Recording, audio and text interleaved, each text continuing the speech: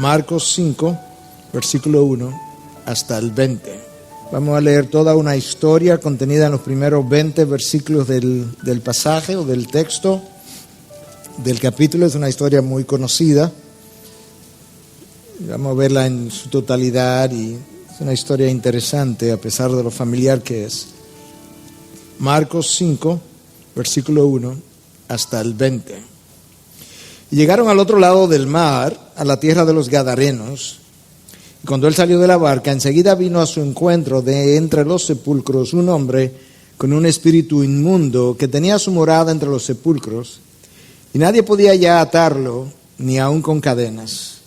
Porque muchas veces había sido atado con grillos y cadenas, pero él había roto las cadenas y destrozado los grillos. Y nadie era tan fuerte como para dominarlo. Y siempre, noche y día, andaba entre los sepulcros y en los montes, dando gritos e hiriéndose con piedras. Cuando vio a Jesús de lejos, corrió y se postró delante de él, y gritando a gran voz dijo: ¿Qué tengo yo que ver contigo, Jesús, Hijo del Dios Altísimo? Te imploro por Dios que no me atormentes. Porque Jesús le decía: sal del hombre, espíritu inmundo.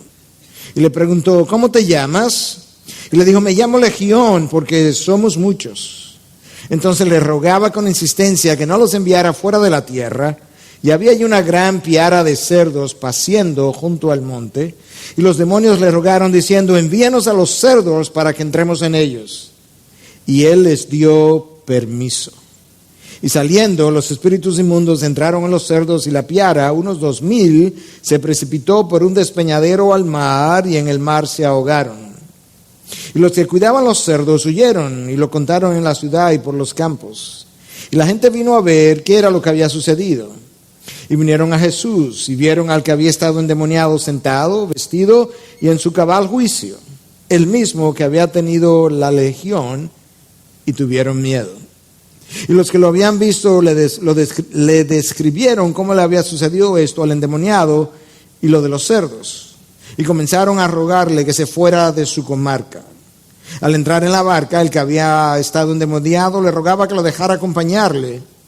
Pero Jesús no se lo permitió, sino que le dijo: vete a tu casa, a los tuyos, y cuéntales cuán grandes cosas el Señor ha hecho por ti y cómo tuvo misericordia de ti. Y él se fue y empezó a proclamar en Decápolis cuán grandes cosas Jesús había hecho por él, y todos se quedaban maravillados. Padre, gracias te damos una vez más por este texto en el día de hoy que nos recuerda quién está en control y quién está en autoridad sobre todo el universo. Te damos gracias que tú estás por nosotros y no contra nosotros. Este texto conocido, Dios, tiene cosas que enseñarnos, tiene cosas que afirmar, cosas que recordarnos.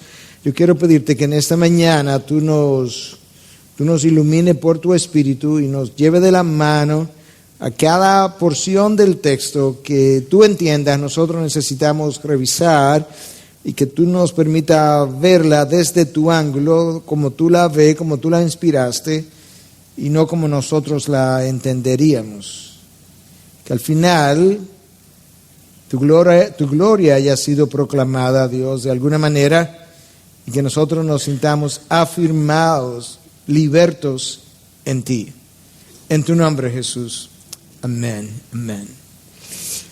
Bueno, el texto que yo acabo de mencionar o de leer describe un incidente que ocurrió inmediatamente después que Jesús calmó, o que Jesús calmara la tormenta en el lago de Galilea.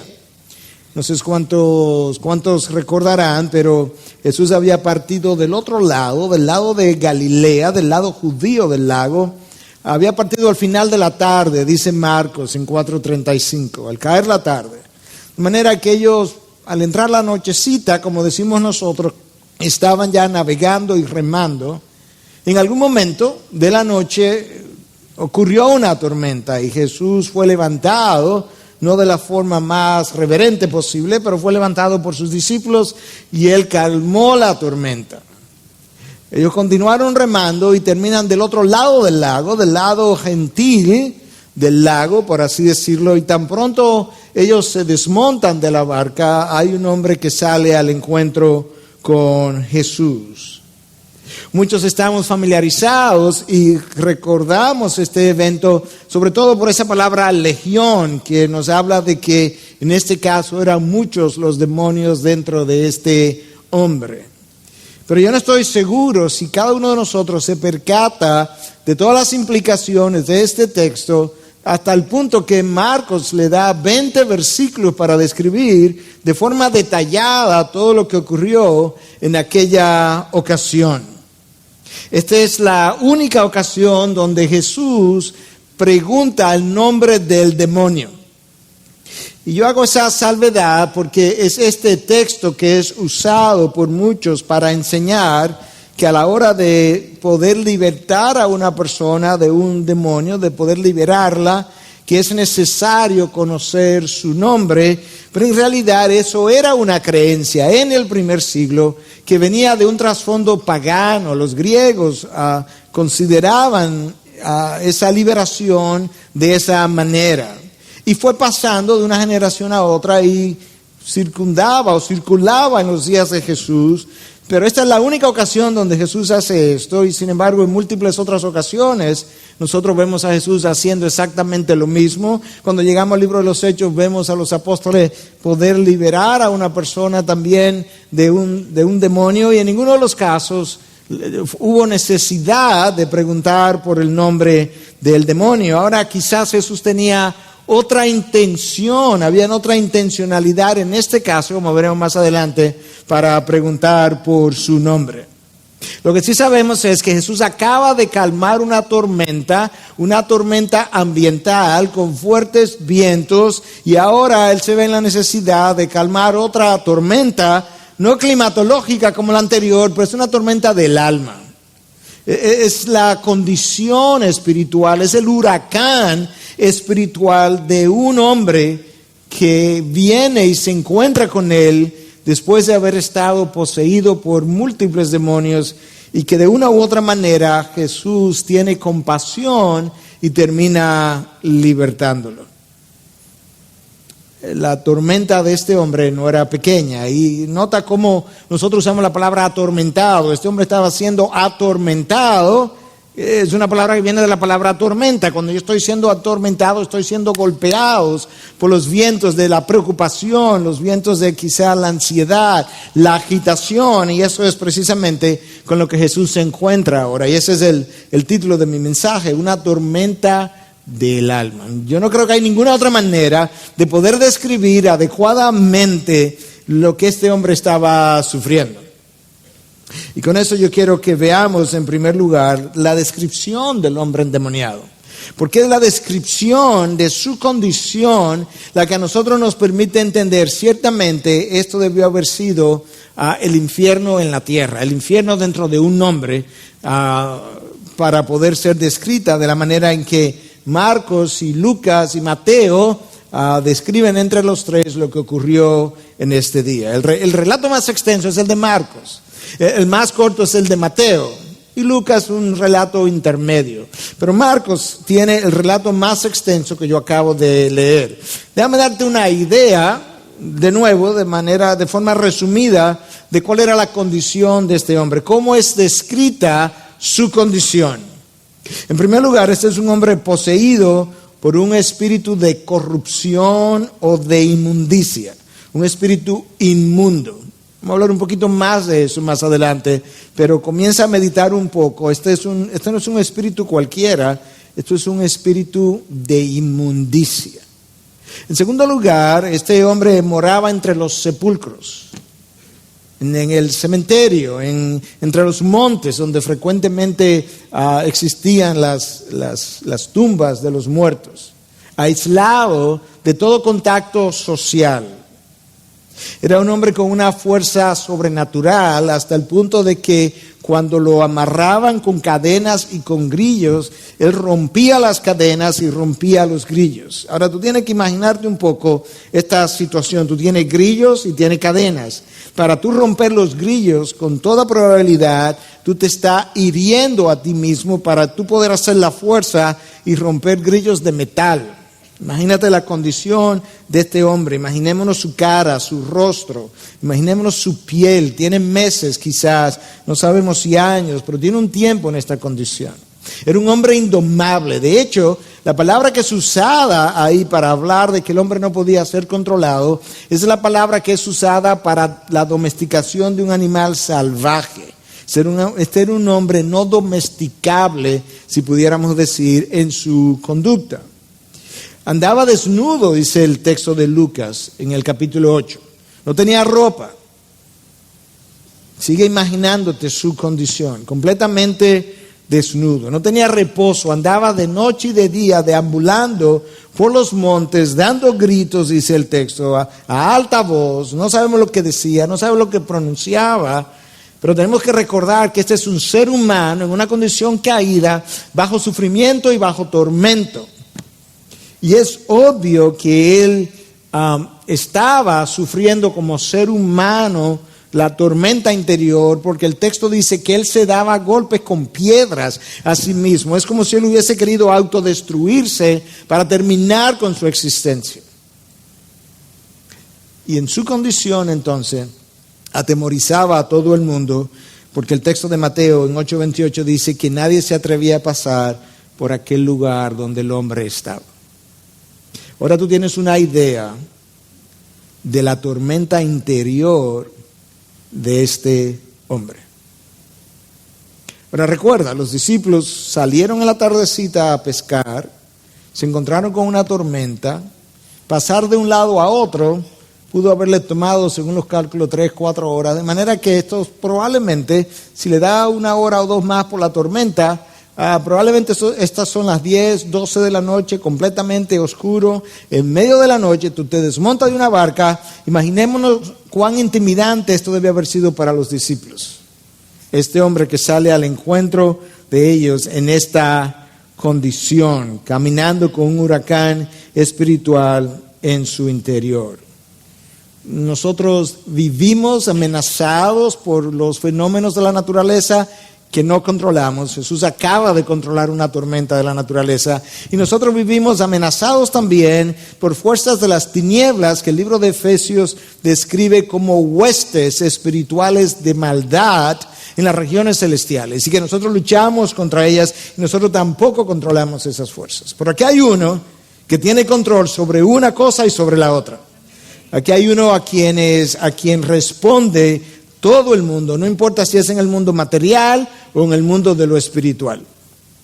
Ahora, antes de continuar hacia adelante con la descripción de este texto, para ir aplicando inmediatamente algunas de las cosas que vamos viendo, yo no sé en la condición en la que tú llegaste hoy, y posiblemente no sea una de posesión, pero muchos de nosotros venimos el domingo con tormentas emocionales en nuestro interior. Fruto quizás de una condición personal o de una condición familiar o de algo que Dios, una prueba que Dios ha orquestado con un propósito definido, o de alguna tentación que Satanás ha traído a tu vida.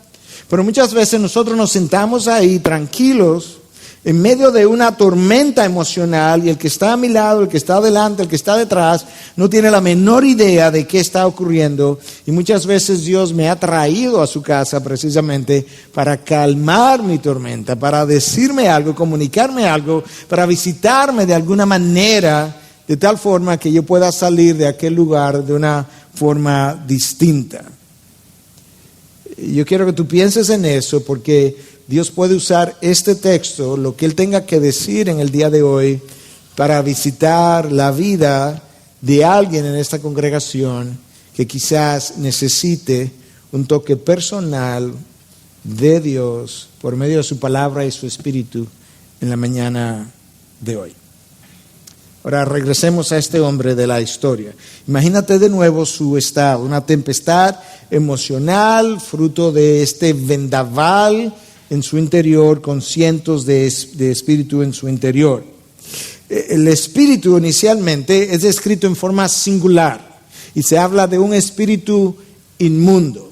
No sabemos si la razón es que hay uno hablando por todos como el interlocutor, o es simplemente el hombre mismo endemoniado que está hablando de manera singular, o quizás es que esta legión de espíritus inmundos están tratando de esconder su verdadera identidad y solamente uno está hablando por todos. Esa es una posibilidad.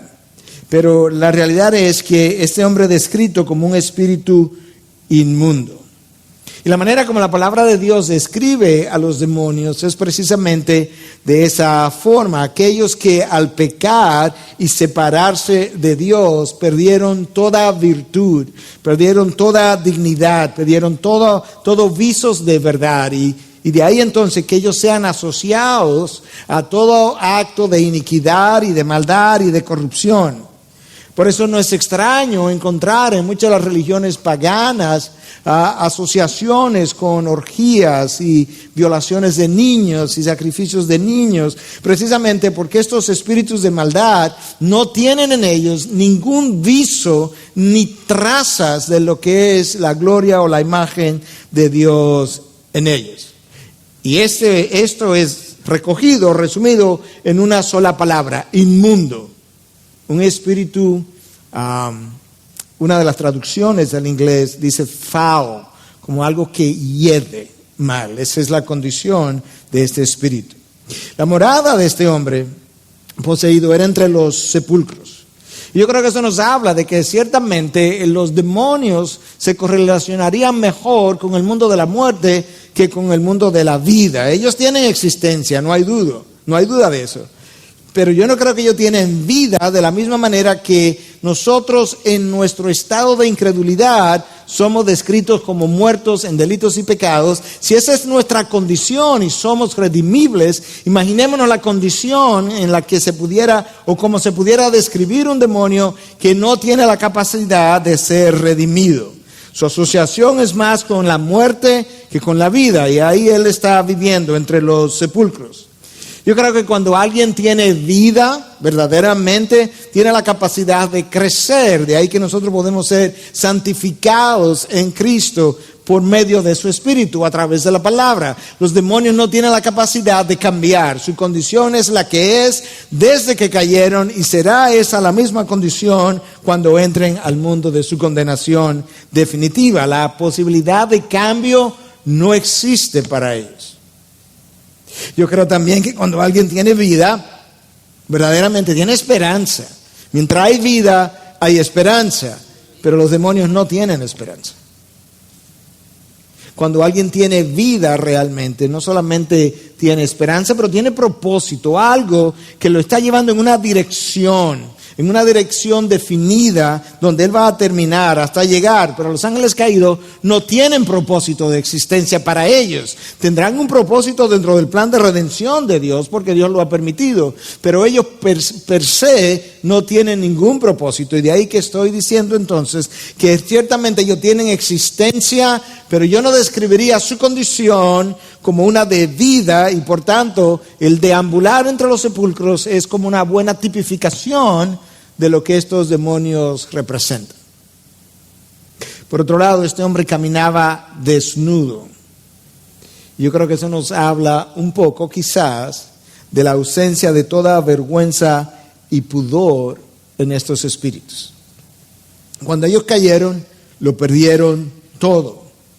Cayeron de su posición, perdieron su estatus original, perdieron su dignidad, perdieron su santidad. La palabra de Dios describe a Lucifer como el más hermoso de los ángeles, el arcángel Lucifer, que termina eventualmente como Satanás. Él pierde todo viso, todo trazo de gloria, y ahora lo que tú tienes es alguien que ha sido completamente destituido de toda virtud en él. Y yo creo que la condición de desnudez de este hombre tipifica bastante bien la condición en que estos espíritus inmundos quedaron. Este hombre, dice el texto, caminaba de noche y de día dando gritos, sin sosiego, sin esperanza, sin paz. Nosotros no podemos olvidar que la paz es algo que Dios da. El poder estar sereno en tu interior es algo que viene de Dios. Presentad vuestras súplicas con acción de gracias, y la paz de Dios que trasciende todo entendimiento.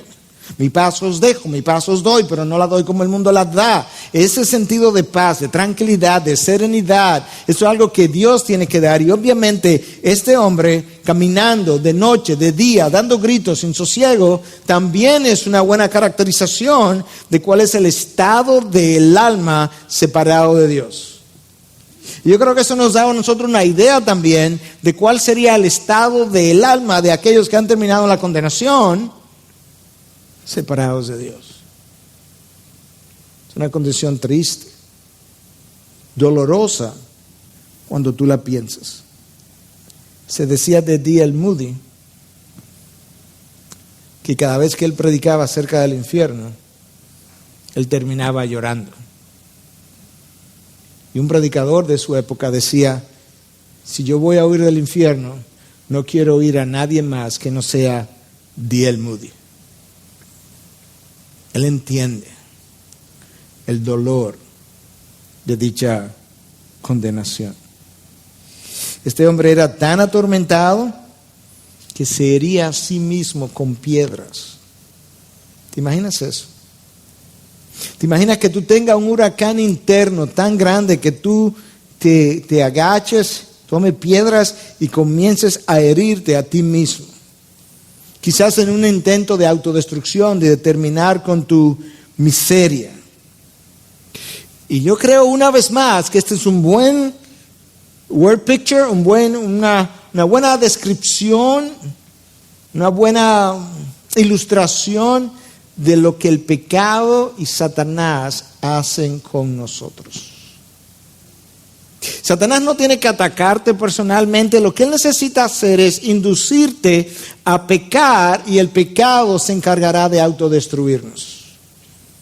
Y yo creo que este hombre, tratando de golpearse, está tipificando exactamente lo que el pecado hace. Él tipifica a un hombre en su última condición de perdición, múltiples demonios en su interior y la autodestrucción. Eso es el pecado en el hombre, en nosotros, en mí. Esa es la condición de pecado que nos ciega y no nos permite ver nuestros propios errores y propias faltas. Ese es el pecado que nos engaña y no nos permite caminar por el camino real, sino que nos envía por veredas de perdición. Ese es el pecado en nosotros que distorsiona la realidad y me hace creer que la verdad es mentira y la mentira es la verdad. Ese es el pecado en nosotros que nos destruye y destruye a otros. Ese es el pecado en nosotros que mientras me destruye y destruye a otro, me justifica a mí. Eso es lo que el pecado en este hombre está tipificando, caracterizando. Un hombre en completa perdición. Compara la imagen de ese hombre. Recuérdate, desnudo, sin paz, gritando, caminando de noche, de día, autogolpeándose, autodestruyéndose. Imagínate esa condición. Compara eso con la imagen de la gloria de Dios en Adán y Eva al momento de la creación. La imagen de Dios es una imagen de gloria. Cuando Dios crea a Adán y Eva, lo invistió con su gloria, con su imagen. Una imagen gloriosa, la corona de su creación, dice la palabra. Y pensar que esa gloria de Dios en este hombre ha sido tan y tan destruida. No la imagen, él todavía aporta la imagen de Dios. Eso es lo que lo hace redimible precisamente. Pero ha sido tan y tan destruida la gloria que este hombre está destituido, desnudo, greñudo probablemente, golpeado, herido. Y decir, wow, pero este es el hombre que cayó de aquí arriba hasta aquí abajo. Pero entre este punto y este otro, ahí estamos nosotros. En una condición caída donde embarramos la gloria de Dios en la imagen de Dios en el hombre. Esta es una imagen de deshonra. la de este hombre. Esto es una imagen de impureza, de degradación, de deterioro, de corrupción. Todo lo que Adán y Eva no estaban supuestos a tener o a sufrir o a experimentar. Todo lo opuesto. Y creo que entonces en gran manera esa es la misión de Satanás. Él no puede con Dios uno a uno, pero él está tratando continuamente de deshacer todo aquello que tiene que ver con la gloria de Dios. La gloria de Dios en el hombre, voy tras Adán y Eva. La gloria de Dios en el matrimonio, voy tras el matrimonio. La gloria de Dios en la iglesia, voy tras la iglesia. La gloria de Dios en la cruz, tratará de evitar que Cristo llegue a la cruz. Tratar de deshacer, de empañar, de quitarle el brillo, de quitar el reflejo a la gloria de Dios, yo creo que es parte de lo que Satanás se ha propuesto. Si tú piensas en la imagen de Dios en Adán y en Eva, parte de esa imagen es la capacidad de este ser humano relacionarse con Dios. Los animales no pueden hacer eso, el ser humano sí puede. Este hombre endemoniado no puede relacionarse con Dios. La gloria ha sido quitada de él en ese sentido. Parte de la imagen de Dios en el hombre era su capacidad mental, intelectual para razonar, para entender la palabra, entender los mandatos de Dios, poder obedecer. Este hombre no está en su cabal, no puede pensar lógicamente, no puede obedecer. Él obedece a los espíritus inmundos que están dentro de él. Esa parte de la gloria de Dios, de la imagen de Dios, también se le ha ido. Parte de la gloria de Dios en la imagen de Dios que le dio al hombre es la libertad del alma. No la autonomía, pero sí la libertad. El que, si el Hijo del Hombre te hace libre, es verdaderamente libre. Esa libertad, este hombre no la tiene. La perdió. ¿Te das cuenta de qué manera Satanás es capaz de robar toda la gloria a la imagen de Dios que nosotros todavía portamos? La imagen de Dios en el hombre implicaba la capacidad de ese hombre de representar a Dios. De hecho, la palabra imagen en el hebreo es selem, que implica justamente eso, ser un representante, un ícono de Dios. Este hombre no puede ser un representante de Dios. Quedó en esa condición. ¿Qué tipifica la condición caída de la raza humana en su peor momento? Ya vimos la condición del hombre. Ahora yo quiero que veamos, en segundo lugar, la reacción de los demonios en su interior ante la presencia de Cristo. El versículo 6 del texto dice que cuando este hombre vio a Jesús de lejos, corrió y se postró delante de él y gritó a gran voz: ¿qué tengo yo que ver contigo, Jesús, Hijo del Dios Altísimo? Te imploro, por Dios, que no me atormentes. Yo no creo que el correr tras Jesús fue una manera de confrontar su autoridad. Él sabía que él no tenía esa capacidad. De manera que el correr e ir delante de él no pudo haber sido una confrontación de poder, y mucho menos sabiendo nosotros que fue lo que él hizo. Él se postró delante de Jesús. La palabra en el original, proskinein, es una palabra derivada de proskuneo, que implica doblarse hacia adelante y hacer reverencia a alguien que merece respeto y reverencia. Esa es la posición que él ha adoptado. Él sabe a quién tiene delante. Escucha cómo le llama. Le llama primero por su nombre personal. ¿Qué tengo yo que ver contigo? Jesús, Hijo del Dios Altísimo.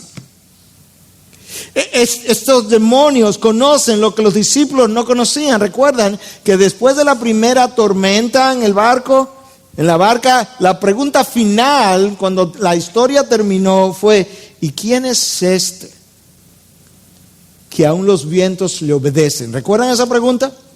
Y yo les decía que habría otra tormenta descrita más adelante, y que en esa otra tormenta, cuando termina todo, entonces ellos se postran, caen de rodillas y dicen: verdaderamente eres el Hijo de Dios. Estos demonios están de rodillas y están diciendo exactamente lo que los discípulos no habían dicho en la primera ocasión: Hijo del Dios Altísimo.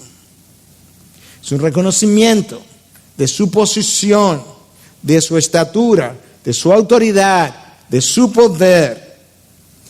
Ahora, no está claro que ellos quisieron insinuar con la pregunta: ¿qué tengo yo que ver contigo, Jesús? Quizás era en parte diciendo: nosotros no tenemos nada en común. Nosotros estamos tan separados el uno del otro que ¿qué tenemos que ver contigo? Es como: haz tú tu cosa, nosotros haremos la nuestra, porque no tenemos nada que nos pueda unir. O quizás es simplemente una expresión entre el postrarse y la pregunta de temor. Yo creo que de la misma manera que los seres humanos tendemos a ser amedrentados por todo lo que tiene que ver con el mundo de lo oculto, los demonios. Hay gente que tú hablas de esto y dices: ay, no, deja eso, muchacho, no me hablo, no menciones eso. Yo creo que de esa misma manera la palabra describe a los demonios en presencia de Dios. Santiago 2:19 dice que los demonios creen y tiemblan, de manera que ahora Jesús se ha desmontado de la barca, y yo creo que este hombre en su interior hay un temor que sale ni siquiera de él, sino de los demonios que ahora están temblando y que se postran delante de él y le reconocen como Jesús, el Hijo del Dios Altísimo. Y nota en esta frase, en mi entendimiento, la expresión del temor: te ruego que no me atormentes. Yo creo que había un temor ahí. Ahora es interesante que todavía él está hablando en singular. Te ruego que no me atormentes.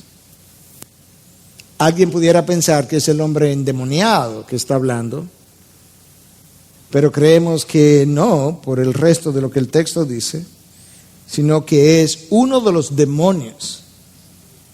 Ante los demás que están escuchando, aquí hay un demonio, porque él viene hablando en singular todo el tiempo.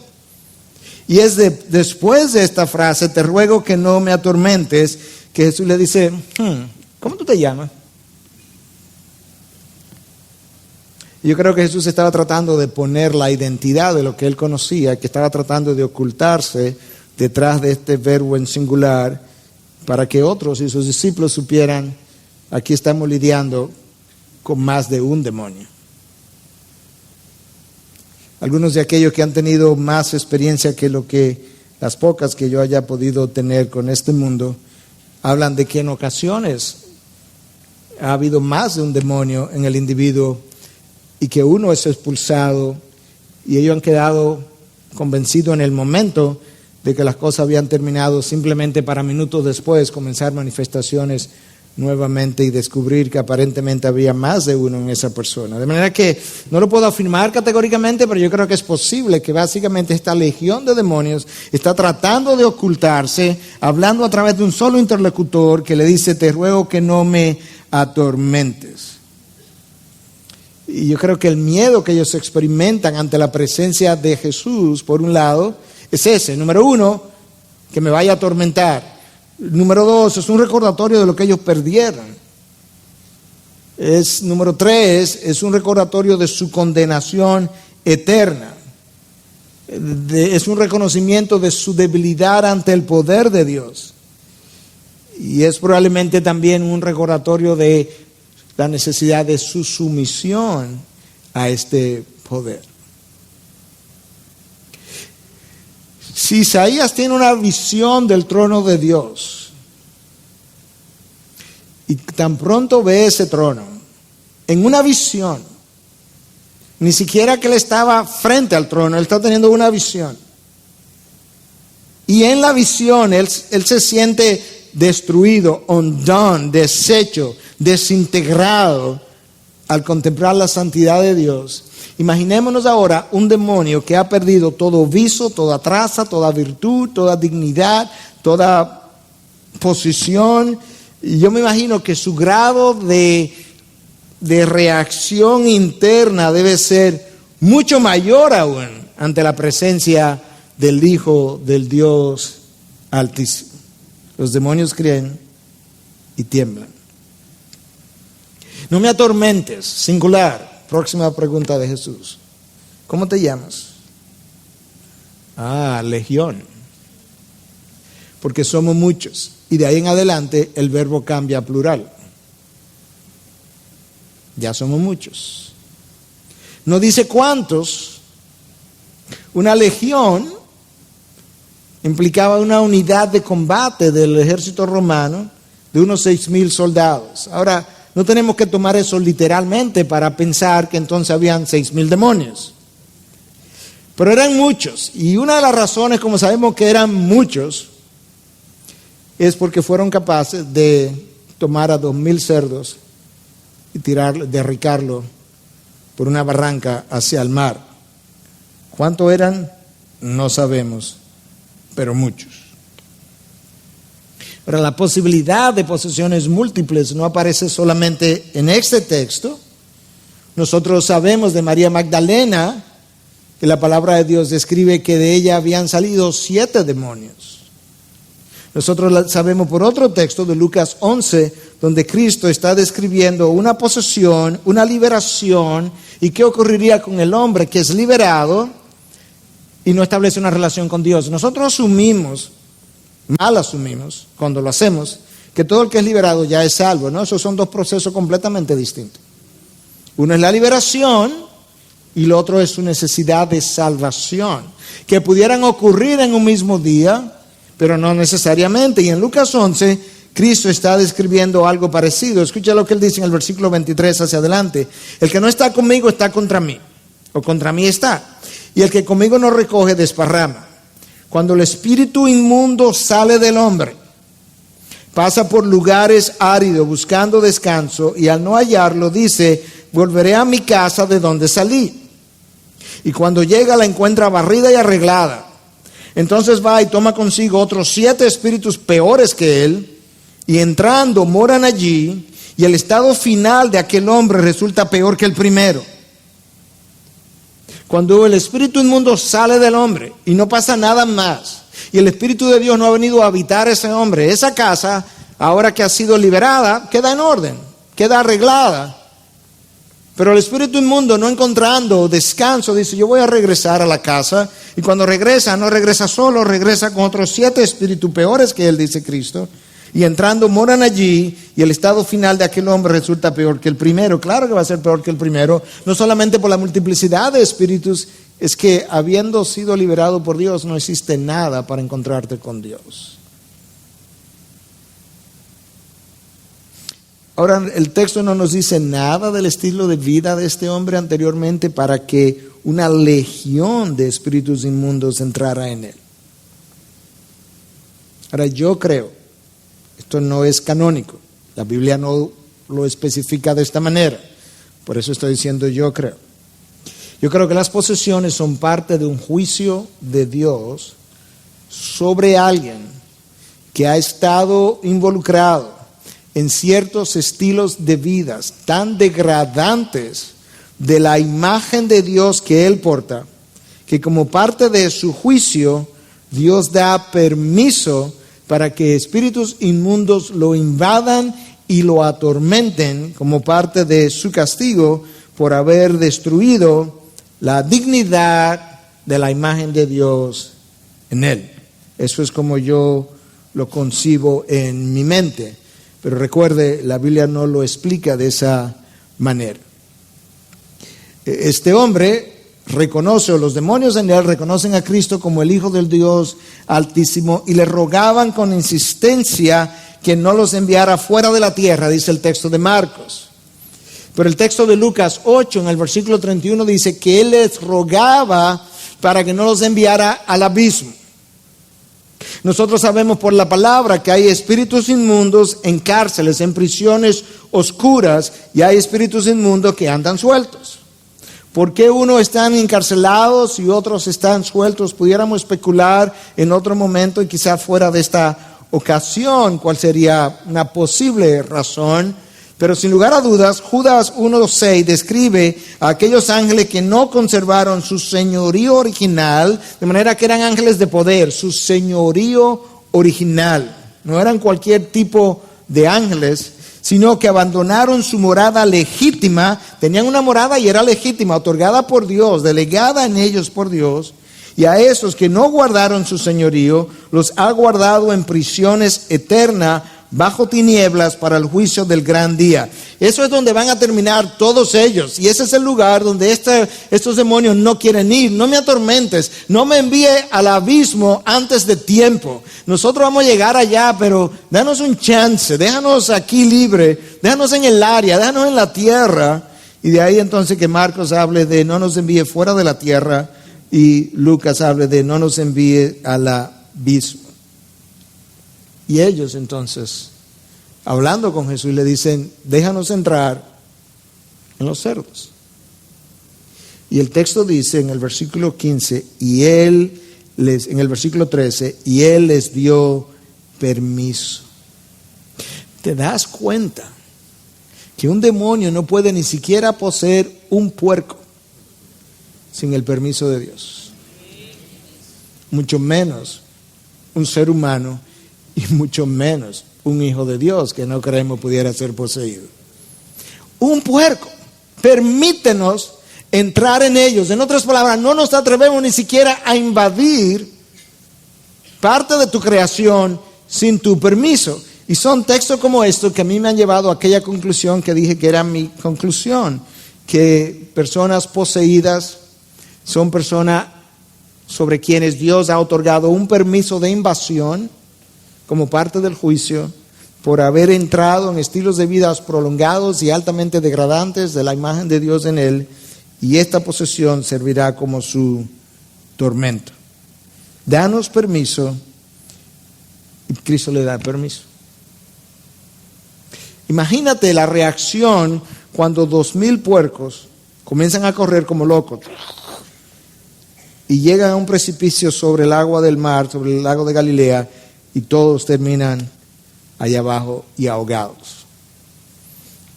Ahora sí es verdad que hay que preguntarse, ¿y quién es este? Que hasta el endemoniado de Gadareno, el Gadareno,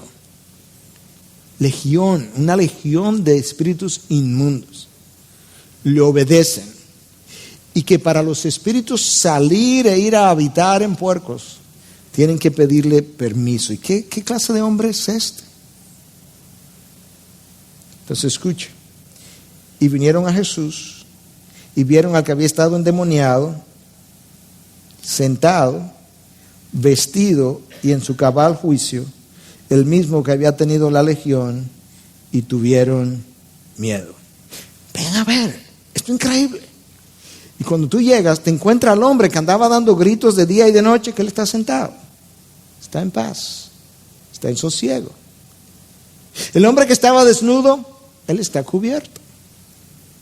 Lo hallaron sentado, vestido, y el hombre que era como un demente en su cabal juicio. Y lo único que ha ocurrido es que el espíritu de legión, los espíritus han salido, y eso ha sido suficiente para restaurar en este hombre parte de la imagen de Dios. Un juicio cabal, sentido de vergüenza, sentido de pudor y cierta paz.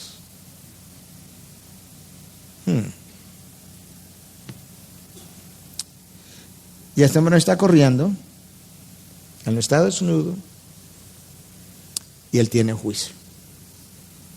Yo creo que el reino de las tinieblas se relaciona mejor con el estado de agitación que pudiéramos experimentar, o que alguien puede experimentar, con la insanidad que pudiéramos experimentar cuando me llené de resentimiento, dice el salmista, yo era como una bestia delante de ti. Eso es insanidad. Y lo único que el salmista dice que le ocurrió fue que se llenó de resentimiento y yo era como una bestia delante de ti. El mundo de las tinieblas se relaciona con la agitación, con la desnudez de este hombre, con su insanidad, y el reino de los cielos con la paz, su vestimenta y su sano juicio. La situación de aquel hombre era caótica, y yo creo que eso es exactamente lo que el mundo de las tinieblas representa, un caos. Cuando tú lees el libro del Génesis, cuando tú abres la palabra, dice que la tierra estaba vacía y sin orden. Algunos textos dicen, y era un caos. Y entonces resulta que Dios interviene y habla, y el caos llega a cobrar orden. Eso es exactamente lo que ocurre cuando un incrédulo viene a los pies de Dios, que el caos de su vida, el caos de su alma, el caos de su estilo de vida, el caos de sus pensamientos, el caos de sus prioridades comienza a cobrar orden. Porque Dios ha invadido ese corazón. Porque Dios ha invadido esa mente. Escucha a C.S. Lewis. Es una cita corta, pero es interesante. C.S. Lewis, haciendo alusión a este pasaje de Legión, dice que su vida antes de venir a Cristo era un zoológico de lujurias, una algarabía de ambiciones, una guardería infantil de temores y un harén de odios acariciados. Y él termina la cita diciendo, mi nombre era Legión. Wow. Wow.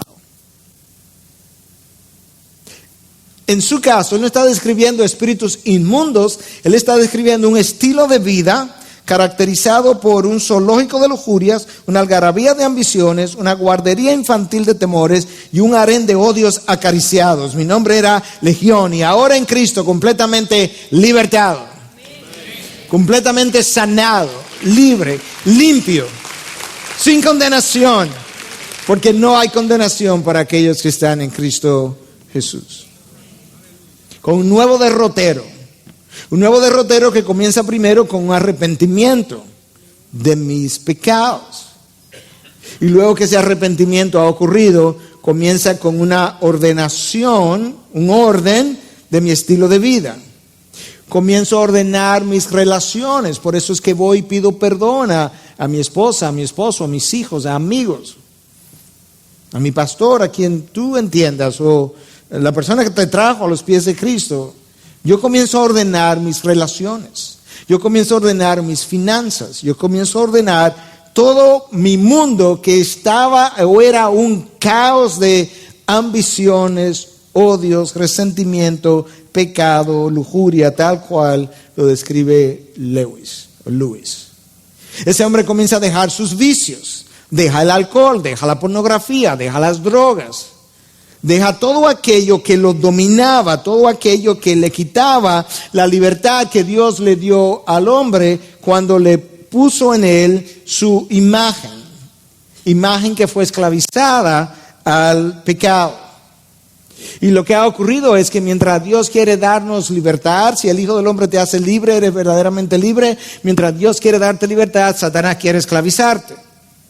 Mientras Dios quiere darte dominio propio, es uno de los frutos del Espíritu. Mientras Dios quiere darte dominio propio, Satanás quiere dominarte y dominarme a mí.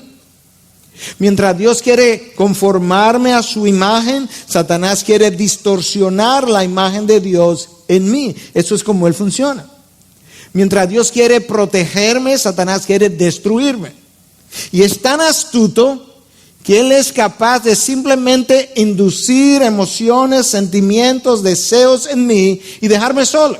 Es como tomar un muñequito y darle cuerda y decirle, ok, ya tú te puedes ir. Yo creo que de esa misma manera Satanás en ocasiones, permítame la ilustración, nos toma en la mano, nos da cuerda en las emociones pecaminosas nuestras y dice, ok, te puedes ir. Y yo voy directo al precipicio. Y cuando la cuerda se me está terminando, eso es. Y él dice, me espera allá abajo, otro más. Eso es Satanás. Pero Dios quiere preservarme para vida eterna. Para vida eterna.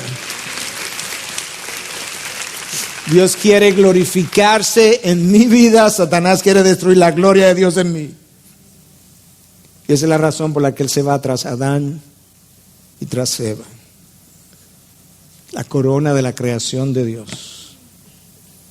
Y empaña terriblemente la gloria de Dios en nosotros. Pero hermanos, lo más probable, yo no lo sé porque no soy omnisciente, pero lo más probable es que no tengamos a alguien poseído aquí. Y si lo tuviéramos, bueno, que Dios lo hiciera manifestar y que esa persona pudiera encontrar libertad.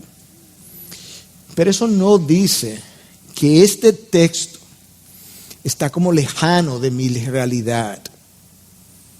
No, este texto tiene aplicaciones grandes para mi vida, algunas de las cuales hemos venido viendo de varias maneras. Pero antes de terminar, yo quiero traerte 2 o 3 aplicaciones extras que nos puedan ayudar un poco a encontrar la relación de este texto con mi vida actual. Porque en ocasiones no es un demonio que se apodera de mí, pero es una emoción pecaminosa que se apodera de mí.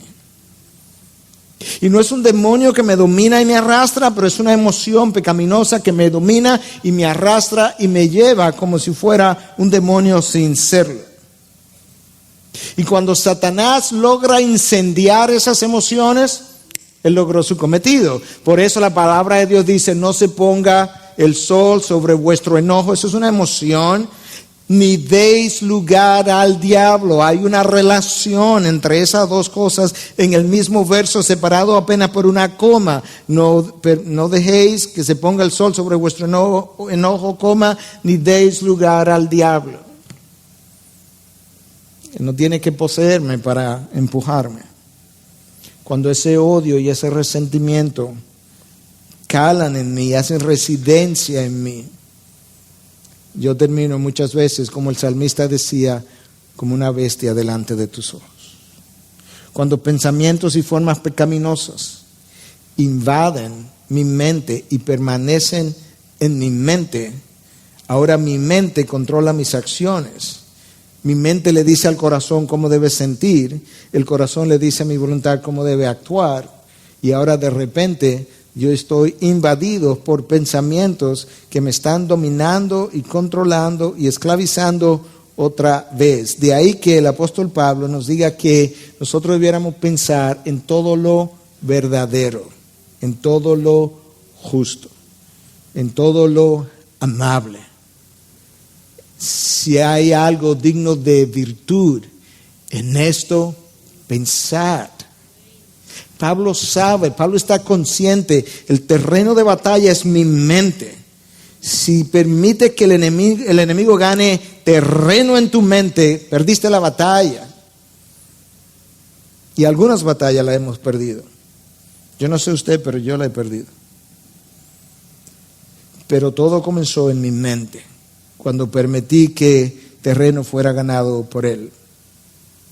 El tiempo se ha estado corriendo. En tercer lugar, veamos la reacción de las personas que presenciaron el milagro.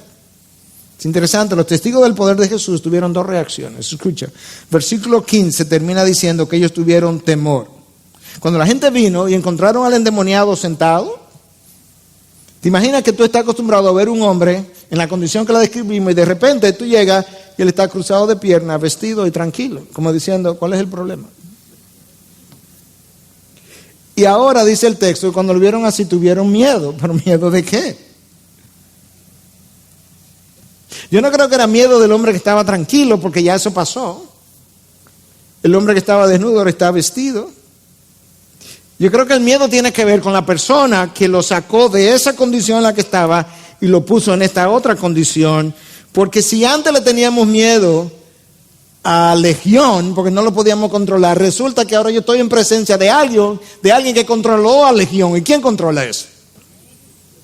¿Y quién controla a este otro hombre? Porque él controló a Legión, y eso es una de las cosas que atemoriza al hombre, es tener a un Dios que no debiera, pero lo atemoriza, tener a un Dios que es incontrolable, no manipulable, no manejable. Por eso la gente prefiere los ídolos y prefiere los cultos y prefiere la religión del vudú y todo eso, porque en esas religiones los rituales están diseñados, se supone, para tú controlar y apaciguar los dioses. Si tú haces esto y traes esta flor y traes aquella otra y mezcla esta canela y trae esto y trae crema perlina, y eso apacigua al dios de qué sé yo qué cosa. Entonces tú puedes controlar, manipular. Tú entierras un San José boca abajo y eso te da tal otra. tú tienes control y manipulación sobre los dioses, pero resulta que ahora que hay uno que no hay quien lo controle, porque Él controla lo incontrolable. Y su nombre es Jesús. Y me da miedo, porque no lo puedo manejar, no lo puedo describir. Él pertenece a otra categoría fuera de serie que yo no conozco cuál es. Y la multitud tuvo miedo. La próxima reacción es secundaria a la primera. Escucha, versículo 16, 17. Y los que lo habían visto le describieron cómo le había sucedido esto al endemoniado y lo de los cerdos. 17 ahora. Y comenzaron a rogarle que se fuera de su comarca. Como dirían en inglés, oh my God. No lo puedo creer. Aquí está el hombre que libertó a este endemoniado. Yo quisiera que él permaneciera conmigo para que me dé libertad de todos mis problemas. Y sin embargo, ahora le estamos diciendo, el texto dice, le rogaron. En el original está en una forma verbal que implica continuaron rogándole. Es como Cristo estaba ahí, no, vete. No, que te tiene que te vaya. Te lo rogamos, que te vaya, que no te quede aquí. Y en parte quizás es porque perdieron 2,000 puercos. No importa que este hombre haya sido restaurado a su condición de normalidad, son 2,000 puercos. 2,000 contra 1. ¿Sabes qué, hermano? Nosotros sabemos que lo temporal tiene menor importancia que lo eterno. Nosotros lo sabemos. Nosotros sabemos también que el ser humano es más importante que el reino animal. Y nosotros sabemos que lo espiritual es más importante que lo material. Nosotros lo sabemos, pero nosotros no lo creemos. Porque cuando nosotros vemos el estilo de vida de aquellos que saben eso que yo acabo de decir, resulta que su estilo de vida contradice todo lo que saben. En su mente el hombre sabe una cosa, pero en su corazón él cree otra. Cuando el hombre se afana más por lo que ocurre en el reino de los hombres, el aquí y el ahora, que su afán por el reino de los cielos, él está poniendo en demostración lo que él realmente cree, que esto es lo más importante. Cuando el hombre salva ballenas y luego aborta los embriones humanos, él está poniendo de manifiesto lo que él realmente cree, que el animal es más importante que el ser humano. Y cuando el hombre gasta tiempo y dinero y esfuerzo en mantener, en embellecer lo que es su mundo exterior de su cuerpo, de su casa, y hace mínimo o ningún esfuerzo por cuidar de su mundo interior, él está poniendo de manifiesto también lo que él verdaderamente cree. Cuando esta gente le dijo a Jesús, vete, ellos pusieron de manifiesto lo que creían. Los puercos son más importantes que tú y el endemoniado libertado juntos. Vete de aquí. Cuarto lugar, para ir terminando, veamos la reacción del hombre ya liberado. Al entrar en la barca, el que había estado endemoniado le rogaba que le dejara acompañarle. Ese hombre está agradecido, él quiere acompañar, él quiere ir con Jesús, donde quiera que él vaya, él quiere servir de testimonio. Él tiene un sentido profundo de agradecimiento, y el agradecimiento debiera ser la reacción natural de todo aquel que ha experimentado el obrar de Dios en su vida. Se debiera ser su estilo de vida, un estilo de vida de agradecimiento. Sin embargo, la historia de los 10 leprosos demuestra que lamentablemente la condición humana es otra. 9 de 10 que habían visto el obrar de Dios sobre sus vidas no regresaron a dar gracias. Y de esa misma manera, Dios vive dando, para usar un lenguaje deportivo, hits y dobles y triples y jonrones en nuestras vidas. Y después de Dios hacer todo eso y anotando carrera en nuestras vidas, nosotros todavía nos vivimos quejando. Y damos poco testimonio de la obra de Dios en nosotros. El agradecimiento es la actitud del corazón de aquellos que han experimentado el poder liberador de Jesús. El agradecimiento se encuentra del lado opuesto del orgullo. La humildad es agradecida en todo. El orgullo agradece poco. Y finalmente, y en quinto lugar, quiero que vean las instrucciones de Jesús para este hombre. Él quiere ir, él quiere acompañarle, él está agradecido, él quiere dar testimonio. Jesús les dice, versículo 19 y 20, vete a tu casa y a los tuyos. Cuéntales cuán grandes cosas el Señor ha hecho por ti y cómo tuvo misericordia de ti. Y él se fue y empezó a proclamar en Decápolis cuán grandes cosas Jesús había hecho por él, y todos se quedaban maravillados. Él quería ir, dice, no vaya. Oye, quédate en territorio gentil. Tú eres gentil, quédate en territorio gentil. En el área de Decápolis eran 10 ciudades fundadas por los griegos. Quédate en esas áreas. Y yo quiero que tú hagas 2 cosas. Número 1, que tú proclames cuán grandes cosas Dios hizo por ti. Y número 2, de qué manera Dios tuvo misericordia de ti. Yo quiero que proclames el poder, pero no quiero que olvides la razón de por qué el poder llegó a tu vida. Misericordia.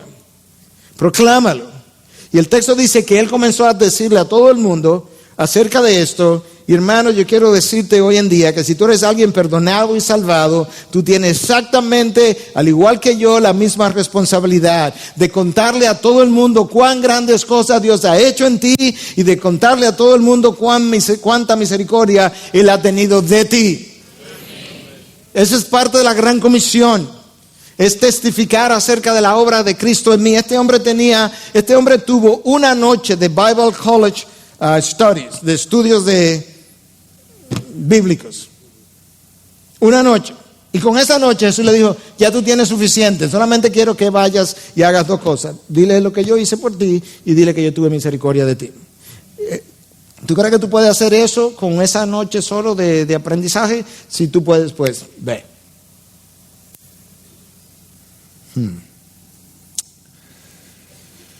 Cuando nosotros damos testimonio de la obra de Dios, ya para cerrar finalmente, nosotros hacemos varias cosas. En primer lugar, mostramos gratitud hacia Dios. Mostramos gratitud hacia Dios. Número 2, damos o mostramos su poder sobre nosotros. Número 3, glorificamos su nombre. Número 4, nosotros informamos a otros que de la misma forma que Él tuvo misericordia de mí, Él puede tener misericordia de ti, y por tanto nosotros proveemos esperanza. Y número 5, nuestro testimonio pone de relieve la bondad de Dios para con nosotros.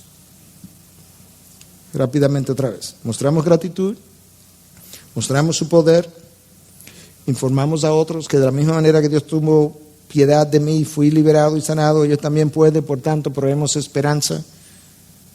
Número 4, glorificamos su nombre y ponemos de manifiesto la bondad de Dios para conmigo. Ivy, en el nombre de Cristo, yo quiero exhortarte pastoralmente a que busque y encuentre todas las oportunidades posibles para testificar de cuán grandes cosas Dios ha hecho en ti y en tu familia, y para hablar de cuánta misericordia Él ha tenido de ti. ¿Tú crees que puede hacer eso? ¿Tú crees que puede hacer eso? Ojalá cada uno de los que estamos aquí pueda decir amén a eso que yo acabo de preguntar. Integridad y Sabiduría es una producción que llega hasta ustedes gracias a los aportes de individuos y empresas comprometidos con la defensa de la fe. Para más información, preguntas y comentarios, visite nuestra página de internet www.integridadysabiduría.org. En esta página encontrará información sobre la producción de este y otros recursos que ponemos a su disposición, como también las formas en las que usted puede contribuir con la producción de programas como estos. Les invitamos nuevamente a visitar nuestra página de internet www.integridadysabiduría.org. Será hasta la próxima, cuando nos reencontremos con Integridad y Sabiduría.